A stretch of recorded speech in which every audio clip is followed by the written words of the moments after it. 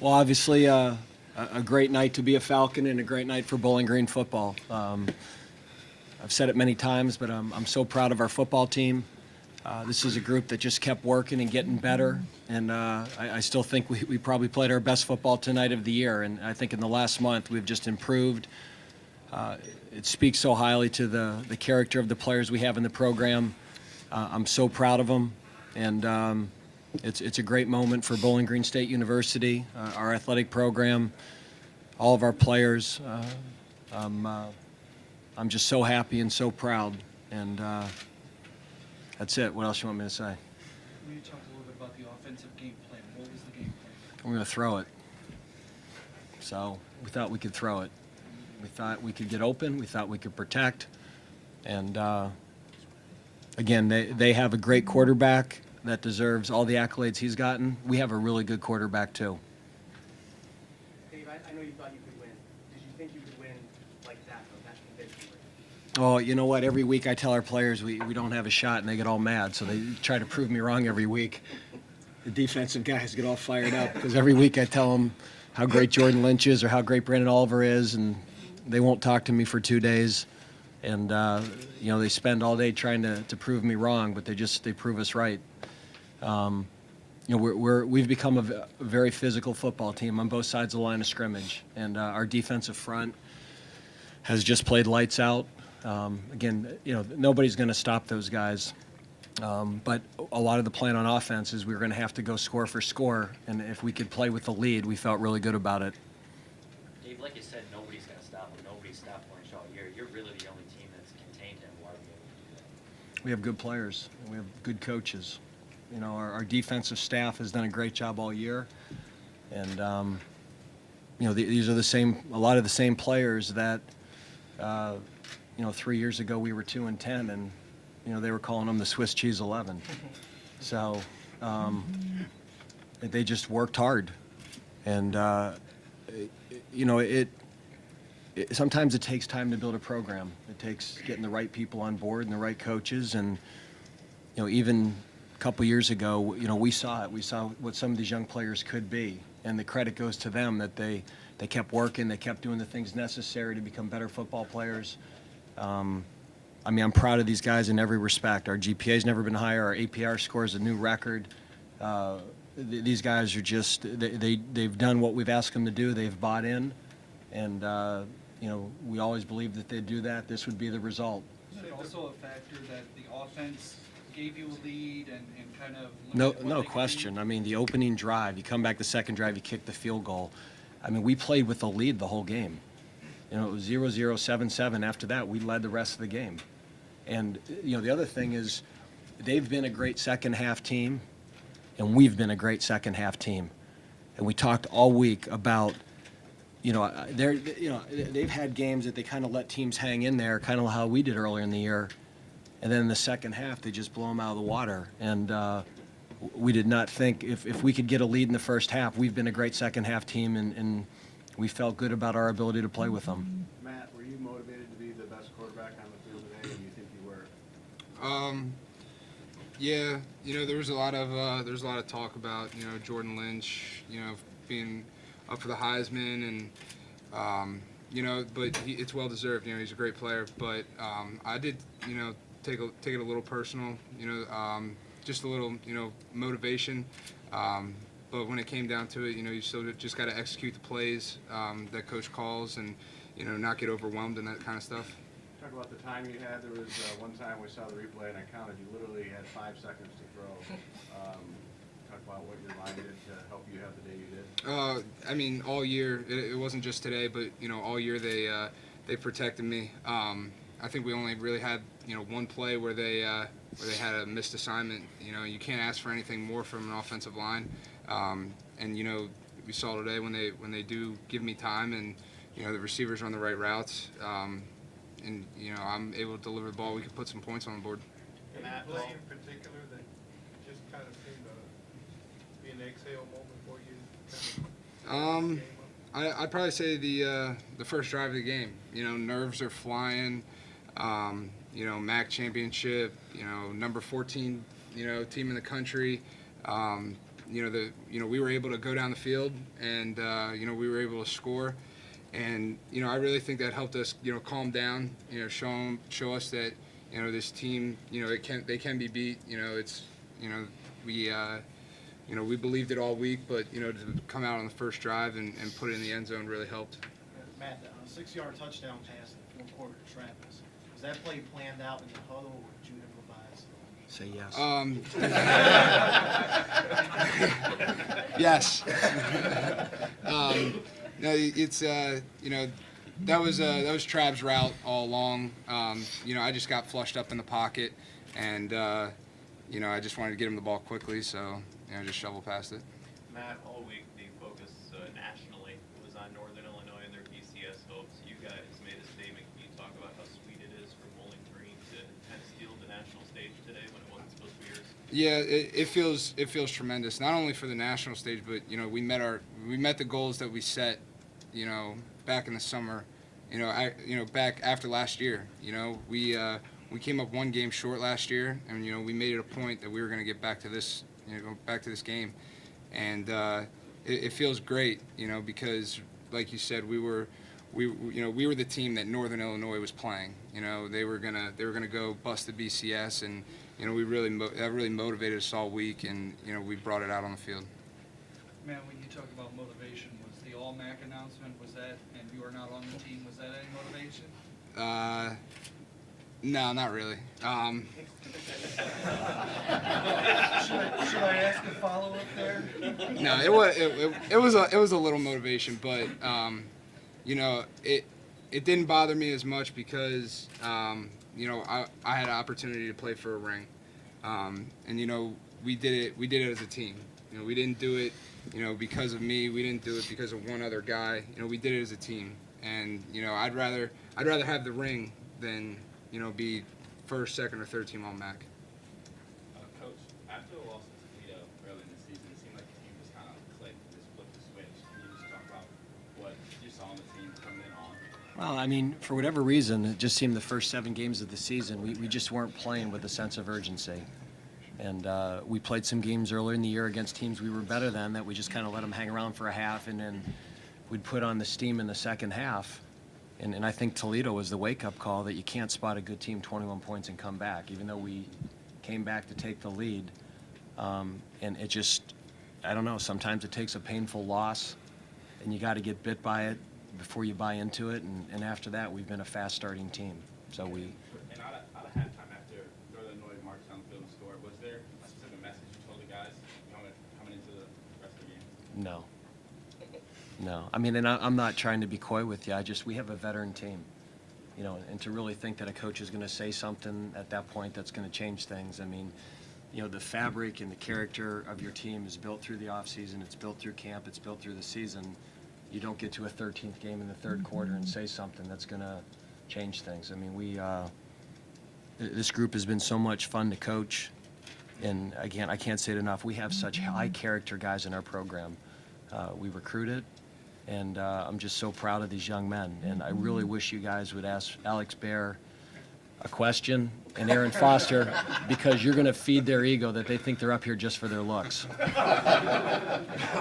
Alex, as a senior, what does it mean for you?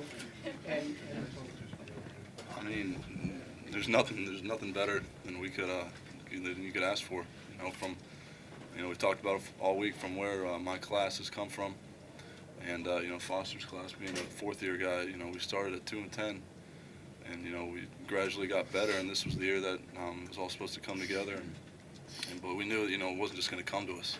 We had to work, and, in the off-season, and guys, stepping up all year. It's been a fun year. It's not over yet, but, this is no better feeling than what I'm feeling right now. Alex, you said that you were going to throw it from the outset. What was it that you saw, particularly in the middle of the field, that made you think you could go down the field against them? We felt really good about our ability to, protect and attack the coverages and throw the football. I mean, sometimes you go into a game and there's certain matchups you like, and you hope you can exploit them. And again, we went into it this week, and we just said, our first meeting about the game, I mean, Coach Ruggiero said, man, we got to protect, and if we can protect this week, we're going to be able to throw it for a lot of yards. And, Specifically the middle of the field, is there something, was it scheme-wise? well, I mean, they're a too-high team. They're a quarters team, and they don't pressure a lot. And if we could block a four-man rush, we thought we could get some guys open. And, I'm sure they had a plan for us that they thought they could exploit. So, I mean, that's football. Every week you get a game plan ready, and you take what a defense does and what they try to take away, and you try to exploit the things that maybe they test you. And they do that for a reason. Their two defensive ends can rush the passer now. And the tackle, Bishop, is a really good player. And eventually they just wear you down with their pass rush. So teams have had success throwing it, but eventually they get a sack, they get you off schedule, they mix in a pressure, and we were going to have to play really consistently today. Aaron, you've heard all this talk about offense. Would you like to explain what went on your side of the ball to be able to contain Mr. Lynch and run down? Yeah, I think it's a testament to Coach Elko. He really stressed us getting our run fits right and our shifts and being able to read the motions and read the tackles and everything. And I think we just, we're a great defense and we play really hard. And when you run to the ball and you tackle, it makes it really hard for offenses to have success. And how about yourself tonight? They tested you a few times on a couple deep balls, and then about the third or fourth one you picked off. Just talk about how nice that was. Well, it's been about 51 games that I played in before I got a pick, so you can imagine it was a great feeling. Coach always wants us to take it down the near sideline, but he wasn't getting that today. There's no way I was doing that. So. As far as you could. Yeah, exactly. It's a problem with seniors, for 4 years they listen, and at the end of the career they think they run the program. Aaron, to piggyback on what he said, you're a West Bloomfield product. You grew up here playing, watching Detroit Lions. What was it like that moment, being on the Detroit Lions, the team you watched growing up, coming back for your senior year? It was a great feeling, but I had to get rid of it quickly because I knew I had a big game to play, and my team needed me to be focused on the task at hand. So, I took it in, and then just as quickly, I got my head back on the game. Aaron, will you talk about the play where Boo had been off the field the play before, Pettis was deep, and you came over from a different guy to knock the ball down in the end zone. Can you walk through that? They ran two verticals on my side, and then I was actually splitting the two receivers, and I saw Lynch throw the ball up. So, I just did my best to climb over to the second receiver and make a play. Gabe, you said earlier this is a veteran team, but you got a sophomore quarterback, sophomore running back who could enter next year as the best quarterback and running back in the league, plus a freshman receiver who went crazy in the first quarter.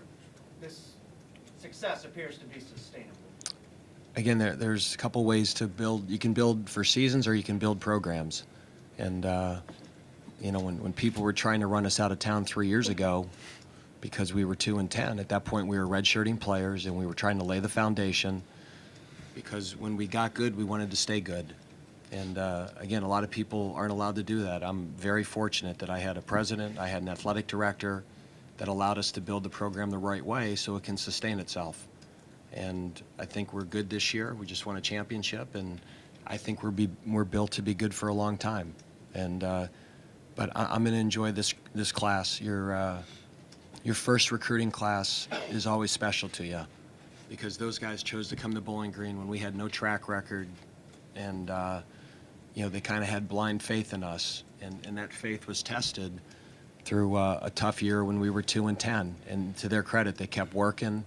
And it's really special to be able to share this with them. There's a lot of emotion on that field and it's not just winning a football game. It's the relationships that get developed over 5 years, and that's what makes coaching college football so rewarding, and especially working at Bowling Green because it's that type of place. Coach, you talked about the support you get from your president and athletic director. Is it fair to say you're not expecting any complaints from them about costing the school? Lynch down. I think as we moved out through the game, you begin to see that people are still human. A lot of the media people, they like to hype them up as being in this play that can't be stopped, can't be tackled, can't be contained. And I know, we took that really personally. We wanted to make sure that you guys knew that he was still human. So. Do you guys feel that you're better than coming back up here for the Pizza We would be thrilled with anybody that invites us to a bowl. That we're very fortunate in the MAC that we have 3 bowl tie-ins that have been very loyal to us, that they were there for us when a lot of people didn't want MAC. So we were, we're not better than any bowl. If a bowl wants us, we're going to be thrilled to be there. Matt, after your first start in Tulsa, did you even have an idea or a thought that you'd be in the MAC championship game going for 5 touchdowns and win the MAC championship? Maybe not the 5 touchdowns, but yeah, I mean, like Coach said, we believe that we belonged here, from the start, and like I said earlier, it started after the Kent loss, and we knew that we were gonna have a lot of guys coming back, and this was gonna be the year that we put it all together, and after the Tulsa game, and then we went to Kent, and Coach told me I was gonna be the starter.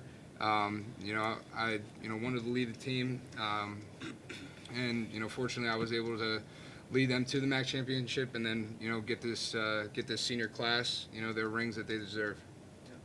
On the subject of 5 touchdowns, how does it feel to the past quarterbacks such as Bruce Rukowski and Bill Roethlisberger with 4 touchdowns? Hey, listen, I've got to deal with him 2 more years. Come on. I mean, don't inflate it so much that I can't. It felt good. What are they doing this? I didn't know until right before the interview, but it feels good. But like I said, the win feels better. Dave, don't hate me for this. Do you think you'll coach this team again? In your heart of hearts, do you think you'll coach this team again?